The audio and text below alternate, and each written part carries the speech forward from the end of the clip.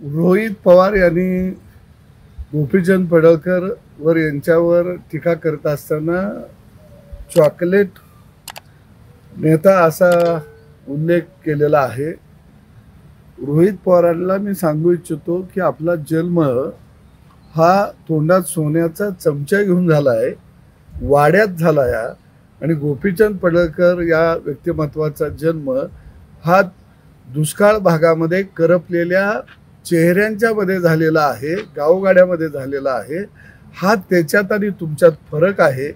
गोपीचंद पडळकर हा संघर्षातून उभा राहिलेलं नेतृत्व आहे आणि तुम्ही मात्र कुणाच्या तरी मांडीवरती कृपाछायेखाली वाढलेलं नेतृत्व आहे।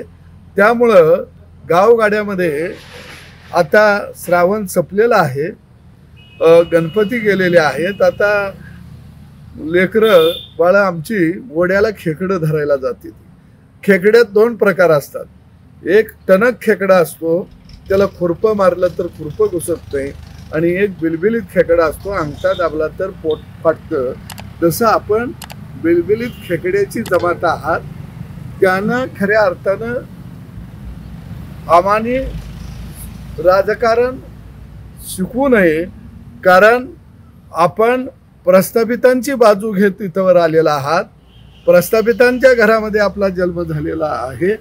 तुम्हाला देवेंद्र फडणवीस यांची अलर्जी आहे, परंतु मी असेल, गोपीचंद पडळकर असेल, राणे कुटुंब असेल, राजा राऊत असतील, ही सगळी आम्ही गावगाड्यातली लेकरं आहोत।